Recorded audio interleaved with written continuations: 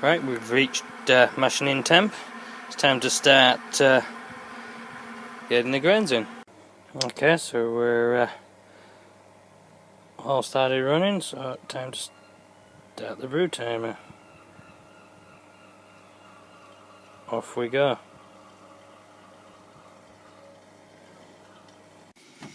Hi guys, tonight I'm going to be brewing a New England IPA. I think I said in my last Homebrew Wednesday that it was going to be an East Coast Pale Ale change plan. Now I'm going to do what's known as a New England IPA, which is quite, I think it's going to be about 6%, so not too strong. It's going to be low to mid 30s bitterness, so quite low on the bitterness and quite fruity. That's the plan, and quite cloudy. I'll be putting no clarifying agents in, no product lock tablet like normal. Using 200 grams, 100 grams of wheat malt in there, just help with the cloudiness. And so let's get brewing. Right, so here's my grain bill. There's 4 kilos of Marisotto, 1 kilo of Pilsner malt, 300 grams of Crystal 30 and 100 grams of flaked wheat. And over here, my hops. We're starting with 15 grams of Columbus for bitterness, then a 10-minute addition of 10 grams of Mosaic, and then a hop stand, 20 grams of Mosaic after flame out between 77 and 66 degrees. That'll be and fermenting with the Vermontel yeast. I'm not going to do a starter. If it stresses it, all the better. I want as many esters as possible. I'll be fermenting at 22 degrees, so I'm looking for all those fruity esters that it's supposed to give. And let's get brewing. Just waiting for the water to get up to temp. We're at 49. I'm looking to mash in at 65. So, while I wait for the water to get up to temperature, I think it's time to have a beer. Bit better tonight. Star Primer. Still not got any beer, so I'm still reduced to drinking this. At least it isn't that Amstel. Right guys, christening beer was kegged yesterday and ready for, it's carbonated now, ready for the christening on Sunday. Now, one of the things I need to sort was dispensation, and comment by Griffo was that he'd tried using the small dispensing system where you have the little CO2 cartridges, and I said it was a bit pants, really. I've looked, I can't find anything else elsewhere. Certainly nothing I can get in time for this week. So I ordered the beer dispenser. So came with the pump. This is from nakedkeg.com. I just ordered off eBay. Comes with that. Comes with the old grey pump keg clip with an attachment. So I'm assuming that screws on there.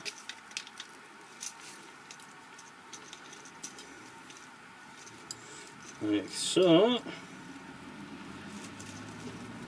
Right.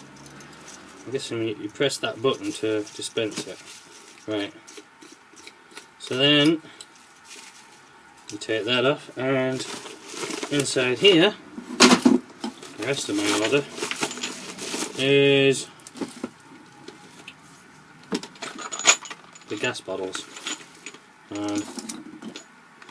Now, I'd used the gas bottles for the old style kegs, plastic kegs, king keg, whatever you want to call them, but they were, you had an adapter to push them into, and then that screws on, or all screws on together. These are screw fit, so it's a bit more of an expense. Now I don't know whether I'm to screw that on there straight away, in which case surely it'll be dispensing gas. Or not. Or do you have to press something to dispense the gas? I'm guessing you have to press that in. Do you know what? I think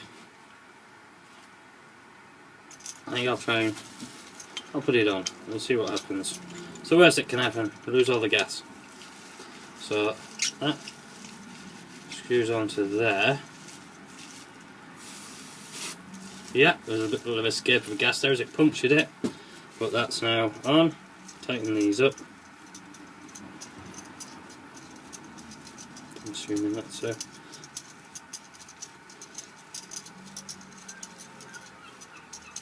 Doesn't seem to be doing anything, that. Right. Screw that back on. I'll put this on a keg and I'll... Right. Well, it's connected on to there. I haven't pressed the button on it. I've got what the pressure already is in that barrel. So turn that tap on, and when the pressure drops enough where it doesn't come out, I'll press the button. This is just a test. In the keg is just star sand and water. Just pour it into here. This bucket. This may be a long process. I'll come back to you. Okay, so I'm now filling this 2-pint steiner with the water from the star sand water, and the keg with the 16-ounce screw-on CO2 cylinder. Now so far I've had 2 full glasses, so 4 pints off this one cylinder, so it's going well, and there's still gas in it. We'll just see how many I get out of this one. Right, so we were on our 7th pour into there when the gas actually finally ran out. So we're looking at about 13 pints from one of the gas bottles. So for one keg, 13 pints, 26, 39, so yeah, you're looking at about 3 gas cylinders for one keg. I don't think that's too bad. So it looks like using one of those keg dispensers for a party would be a good idea. 3 cylinders should be enough for one keg. I don't know what happened for you, Griffo. Whether it was I don't know, whether your keg was so cold that the beer was just absorbing the CO2. I'm not sure. But that test seems to be okay. The big test is the christening, and just to be safe, I'll send along 6 of the cylinders. That should keep them to the end of the keg anyway. Right, we've reached mashing in temp. It's time to start getting the grains in. Okay, so we're all started running, so time to start the brew timer. Off we go. Okay, just mashing out now for 10 minutes before sparging. Right, taking a final reading, and it looks like we're about 1.051 maybe. I was hoping for 1.053. And I wasn't sure whether I added 2 litres too much for the sparge. It's possible, but there we go. That's the final reading, and I'll get the yeast in and then get it in the fermentation fridge. Right, here we go.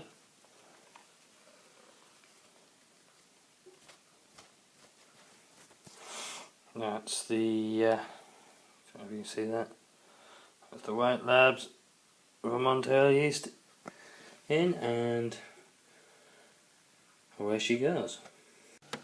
Alright, so I pitched it a little high, but I've had the yeast out of the fridge for several hours, and I didn't want to then put it back in So we'll go with 23.2. I mean, it's within a good range, and we're intending to ferment at 22.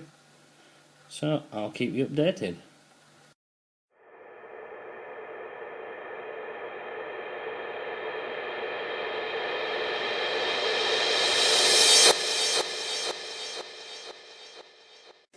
Right, so I suppose I better have a final taste check of the beer, or the wort anyway.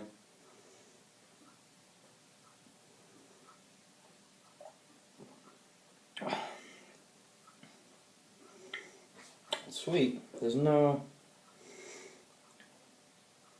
bit of bitterness. It doesn't come straight away, it comes afterwards.